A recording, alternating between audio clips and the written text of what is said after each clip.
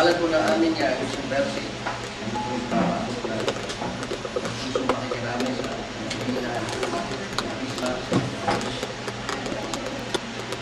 mga kakatolik po.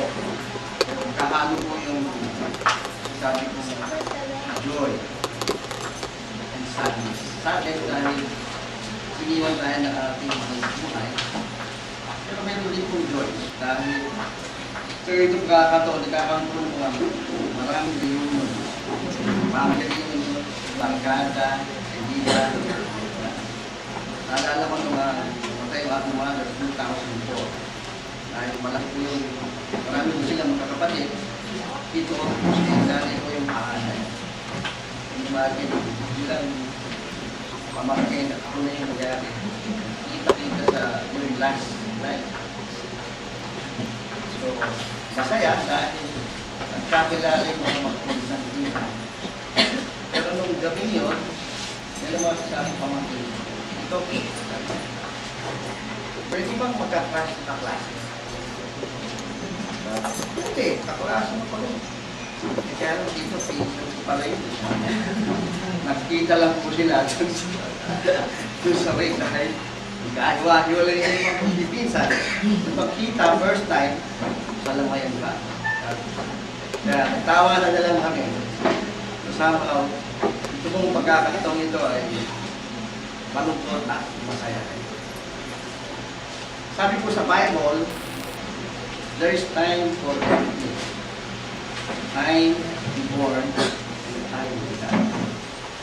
Hindi po yung pagtawag kay Eya sa kanyang pamilya noong June 21, 2000. Hindi po natin alam ang purpose ng Panginoon. Sabi ng Bible, your ways are higher than my ways. Your thoughts are higher than my thoughts. So, hindi po tayo pwede praise Diyos. Bakit nangyari yun? Alam niyo pong lahat. Ang kanyang ginagawa.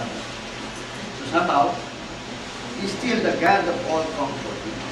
Sadness can be short or long, but we can depend on Him. Because He's the God of all comfort.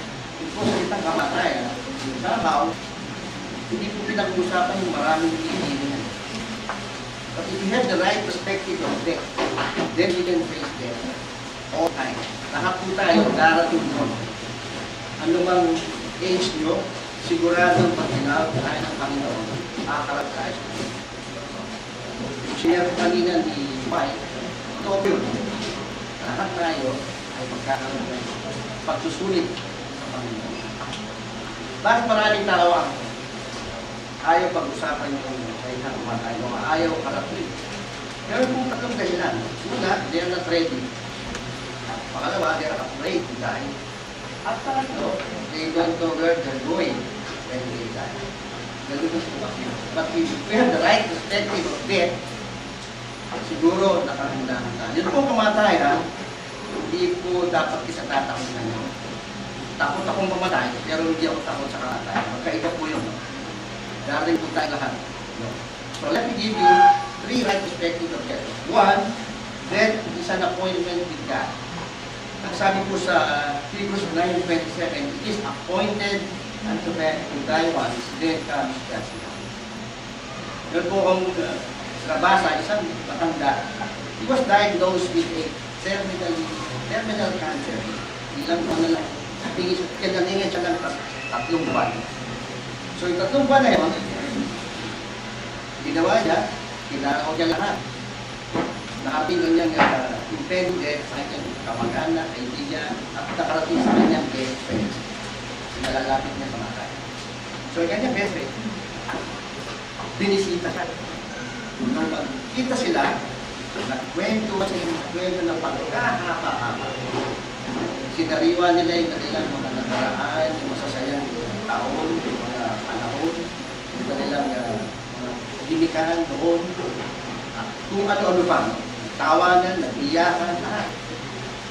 And then, nung naubusan na sila ng kwentuhan, sabi nung kaibigan niya patali, Brad, sabi niya, malapit ka na, meron akong tanong sa'yo. Handa ka na bang tumawid sa kabilang pangpang? Sumagot yung kanya, kaibigan, meron akong Diyos na nagpamay-ari ng dalawa.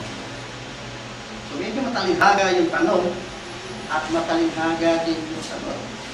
Pero somehow, itong malapit yung kaibigan, alam niya kung saan siya pupunta dahil kilala niya ang kanyang Diyos. That is appointment in God.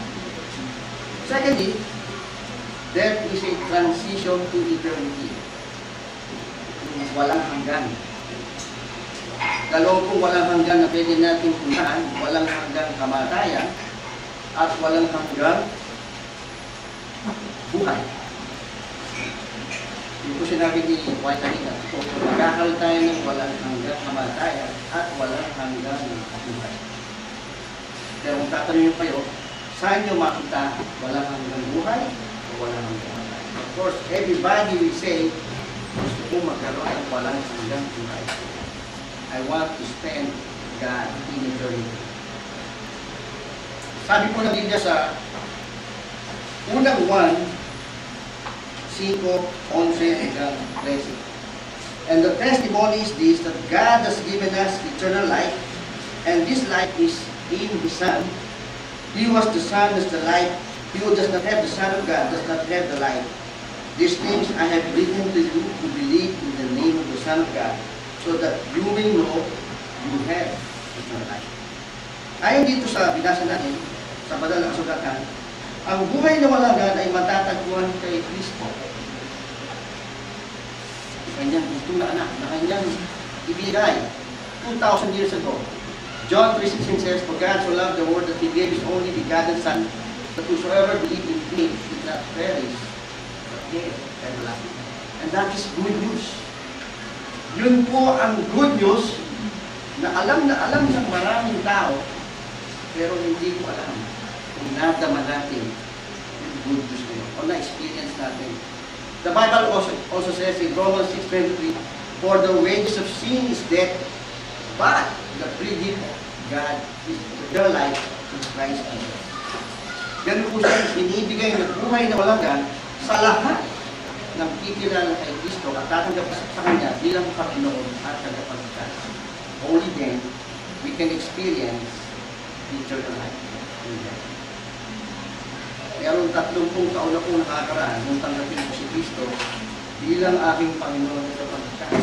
Pinilala ko siya, yung kanyang ginawa sa krus para sa akin. Ako ay nagbanggit lang po ng panalangin pagtanggap, pagkilala sa Kanya. Ganito po yung panalangin. Panginoon Jesus, salamat sa pagkamatay mo sa krus para sa akin. Inaamin ko na ako'y isang makasalanan. Tinatanggap kita bilang aking Panginoon at tagapagligtas. Salamat sa pagpapatawad mo sa akin. At gawin mo po ang tao mabubuhay ayon sa iyong kalooban. Buhat ko noon, nung tanggapin ko si Kristo, September 7, 1973. 5 years ago. Hindi na ko yung guys, hindi nagkaw na. Noon po, unti-unti niya binago ang aking buhay. At nadamo po yung sinasabi sa Biblia, buhay mo lang. Na kanyang pinag. Ngayon po, it would be unfair to you if I will not give you the opportunity to receive Christ into your heart. Right now, uulitin po yung panalangin sinabi ko kanina, kung yun ay sinasaad ng inyong puso. Sumunod lamang po kayo sa akin at si Kristo'y papasok sa inyong buhay.